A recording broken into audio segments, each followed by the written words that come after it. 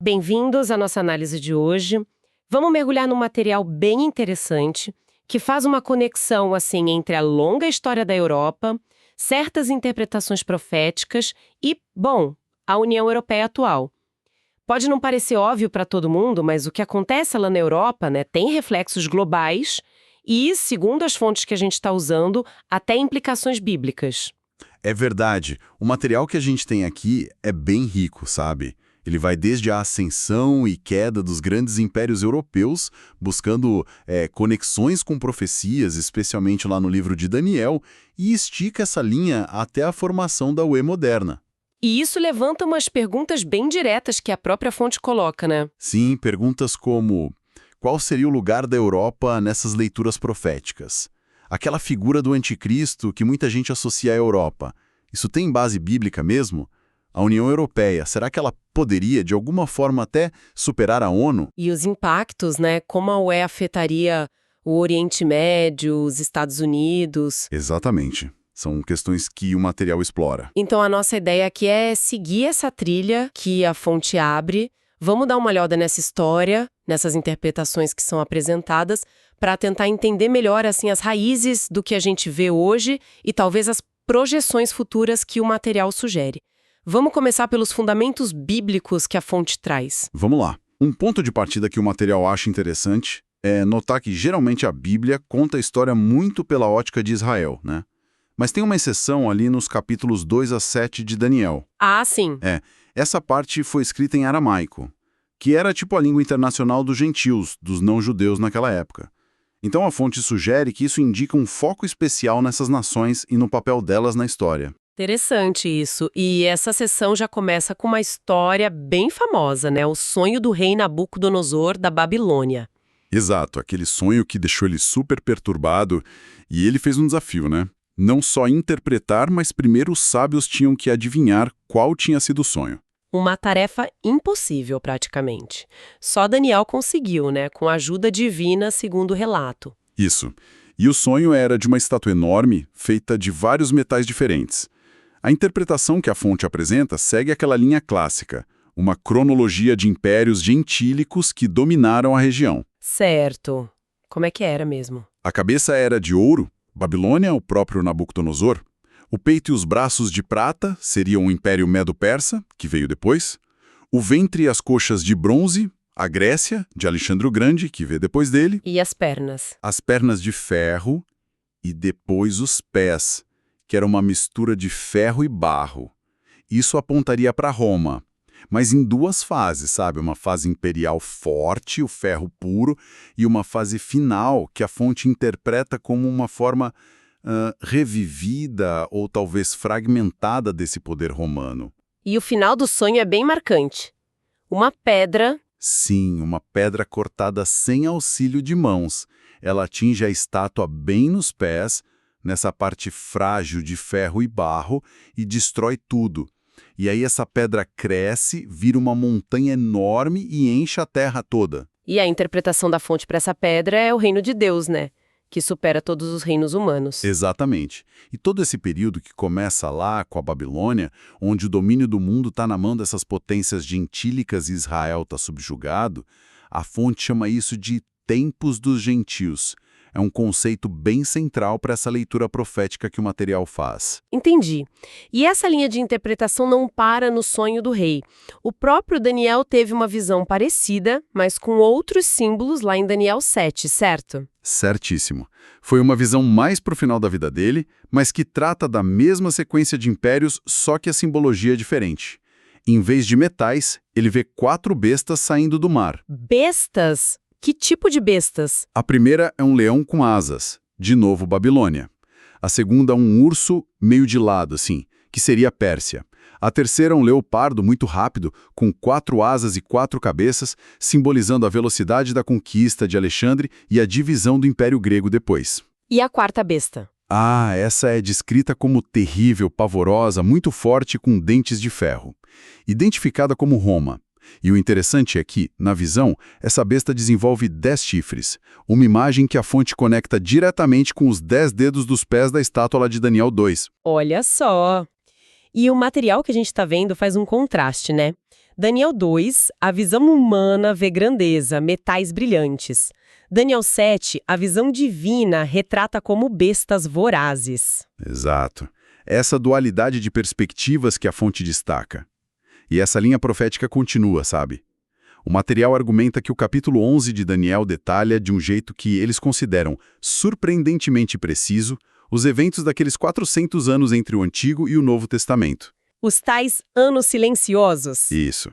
Descreve as brigas entre as dinastias que sucederam Alexandre. Os Ptolomeus, no Egito, ao sul de Israel, e os Seleucidas na Síria, ao norte. E Israel ficava ali no meio do fogo cruzado. E é nesse contexto que surge uma figura bem sinistra mencionada em Daniel, o tal Antíoco Epifânio. Sim, a fonte dá muito destaque para ele. Ele era um rei Seleucida que tentou forçar a cultura grega na Judéia.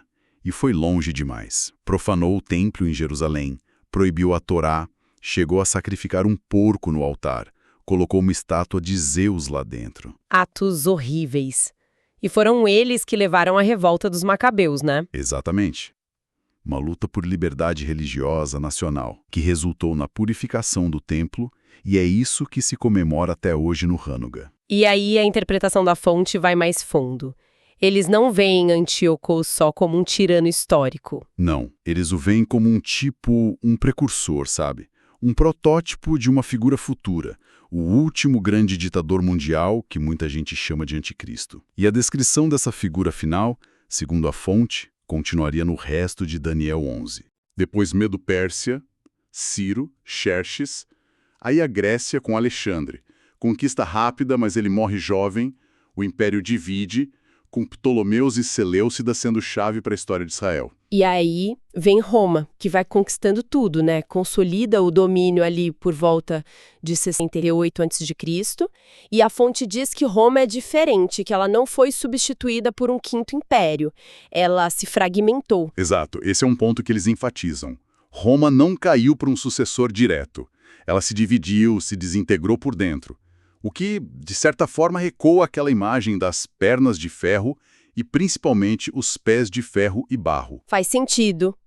E a fonte menciona aquela divisão administrativa que o Diocleciano fez, né? Ocidente e Oriente, como se fossem as duas pernas. Sim.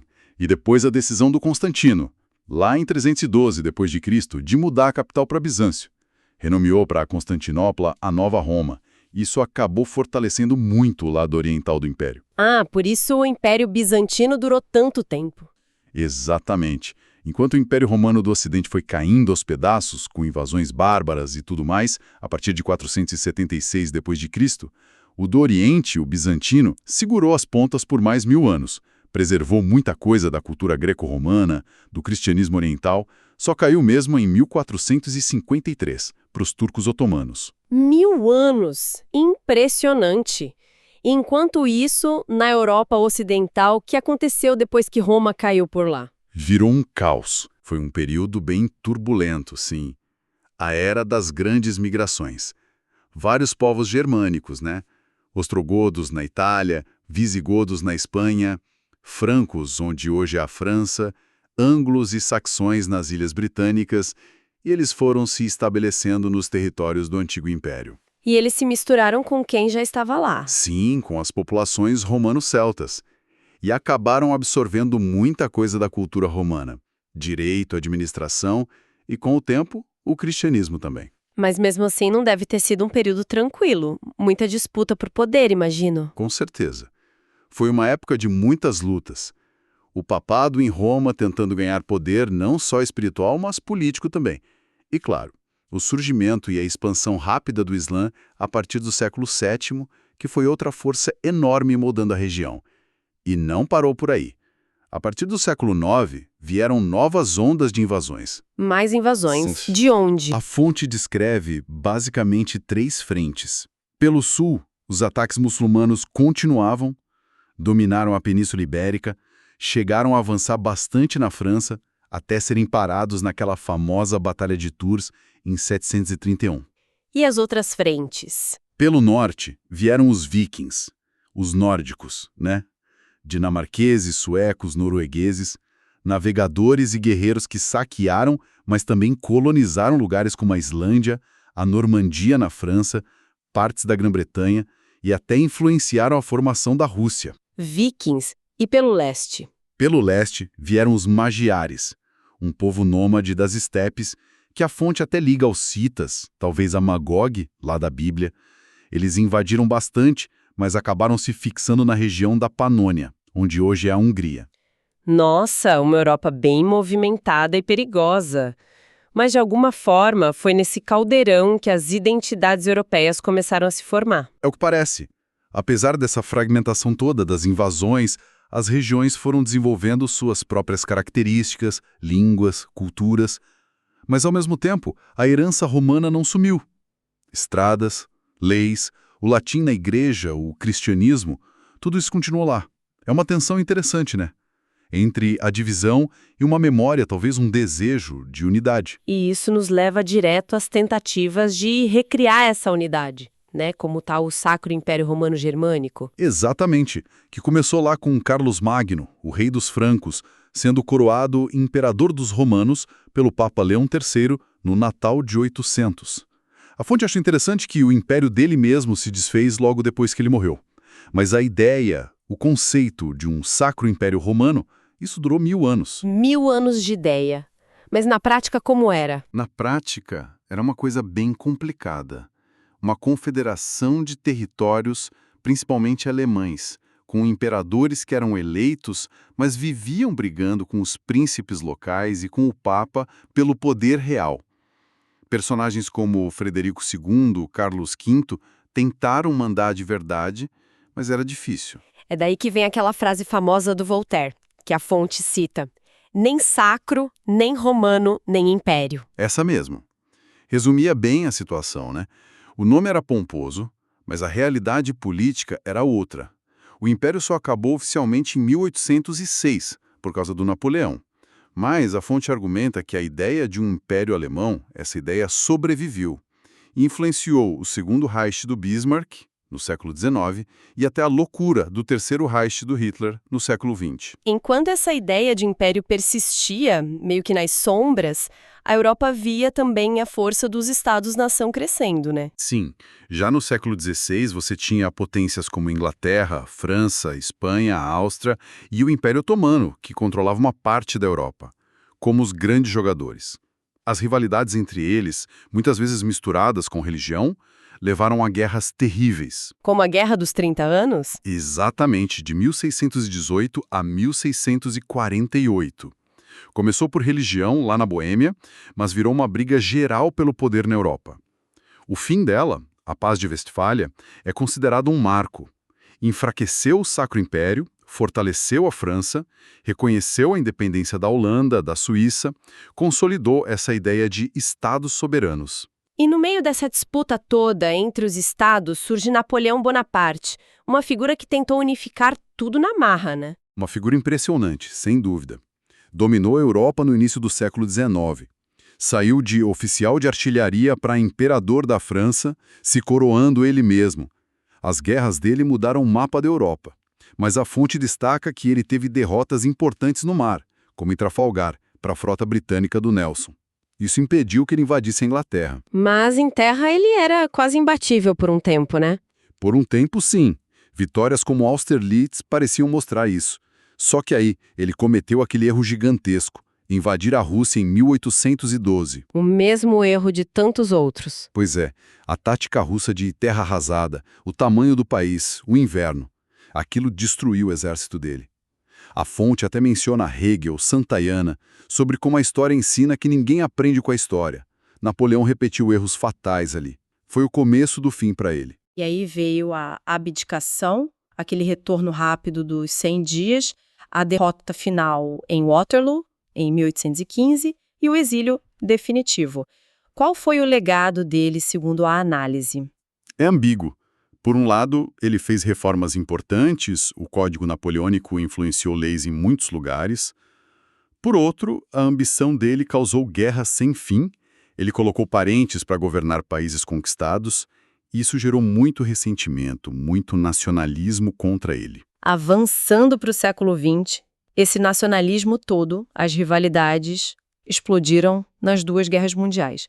O que a fonte destaca sobre a Primeira Guerra? Aponta as causas que a gente já conhece, nacionalismo forte, principalmente nos Balcãs, aquele sistema de alianças militares que arrastou todo mundo para a guerra, mas um ponto específico que a fonte ressalta é o Acordo Sykes-Picot, de 1916. Aquele acordo secreto entre ingleses e franceses para dividir o Império Otomano, que estava do lado da Alemanha. Esse mesmo.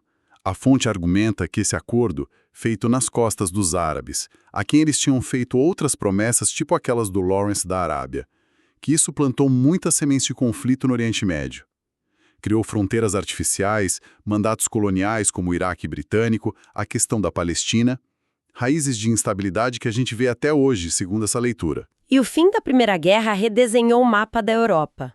Caíram os impérios austro-húngaro, russo, otomano, surgiram novos países, mas a paz não durou muito. Não mesmo. As sementes da Segunda Guerra já estavam ali. A ascensão de regimes totalitários, né? O nazismo na Alemanha com Hitler. A fonte menciona aquela tática do Hitler na crise dos Sudetos, na Tchecoslováquia, em 1938. Qual tática? Ele inventou histórias de maus tratos a alemães que viviam lá para justificar pegar aquela região que era cheia de defesas. E aí o resto do país ficou indefensável. Uma tática de desinformação, pressão, que a fonte vê como um padrão que se repete, sabe? Entendi. E aí veio a invasão da Polônia em 1939, que começou a guerra, e a União Soviética invadiu pelo outro lado, né? Tinha um pacto secreto. Exato, o pacto Molotov-Ribbentrop. A Alemanha nazista conquistou quase toda a Europa muito rápido. O auge do poder deles foi ali por 1941-42. Mas aí, em junho de 41, Hitler fez a mesma coisa que Napoleão. Invadiu a União Soviética. Exatamente. E deu no mesmo. Depois de avançar muito, a guerra virou um atoleiro gigantesco na frente oriental. Brutal. Consumiu a maior parte do exército alemão e foi onde a Alemanha acabou sendo derrotada na Europa. Segunda Guerra deixou a Europa arrasada e dividida. A Alemanha ocupada, reduzida, a União Soviética engolindo a Europa Oriental. E aí começou a Guerra Fria. Pois é. Tensão total entre Estados Unidos e União Soviética. A OTAN foi criada em 49 justamente para conter a URSS.